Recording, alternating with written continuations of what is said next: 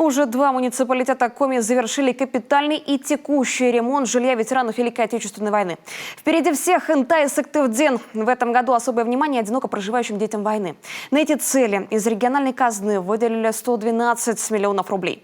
Только в Сыктывдинском районе провели ремонт почти на 7 миллионов. Помогли привести в порядок жилье и детей войны, и тружеников тыла. По словам представителя районной администрации, сделать такой объем работы в кратчайшие сроки помогла плотная работа с проверенными подрядчиками. Виктория Палкина оценила масштабы помощи. Отцу и дяде и всех на войну-то забирали. Теперь нет ни одной мужика нету. Срада, щенокос, девочка 10-9 лет, тоже дали горбушка коси, а как я кошу?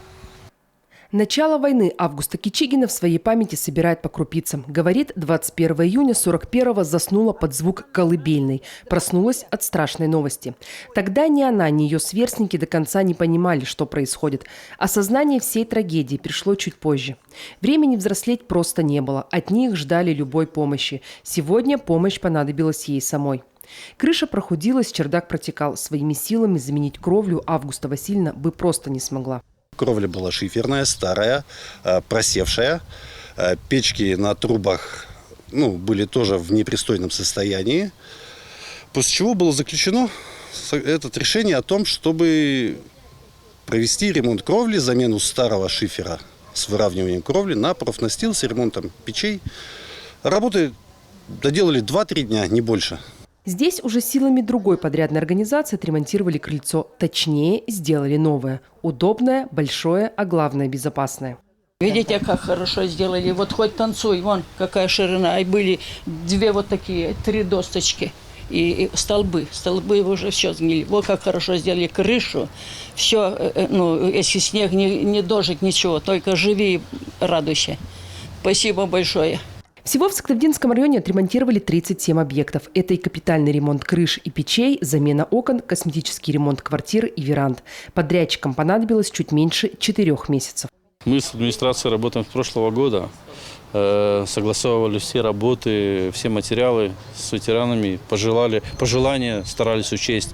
Ну и в кратчайшие сроки все это выполнить, скажем так, и чтобы у них было, чтобы они были довольны, чтобы они все у них было хорошо. Если у нас возникали вопросы какие-то, мы их решали мгновенно. У нас не было затяжки, поэтому комиссия районная, выезжая на объекты, это 5 человек постоянно, мы смотрели все виды работ, как они сделаны, как они осмечены, как они произведены, и подписывались акты выполненных работ. Программу по ремонту жилья курирует Республиканский совет ветеранов. Здесь строгий контроль и за сроками, и за качеством. К Сыктывдину претензий нет. Нужно просто видеть лица и слышать отзывы наших ветеранов. Они бесконечно рады, они благодарят, они звонят по телефону. А дети войны – это же, знаете, это дети, у которых не было детства. Они не знали вкуса шоколада, но знали наизусть слова. Все для фронта, все для победы. И как могли они своими детскими ручонками помогали взрослым. В этом году к большому ремонтному марафону присоединились 20 муниципалитетов. Обновят 654 объекта. Все работы должны завершить до декабря. О своей готовности закончить раньше уже заявил и Трецко-Печорский район. Виктория Палкина, Роман Боровиков, телеканал Юрган, Сыктывдинский район.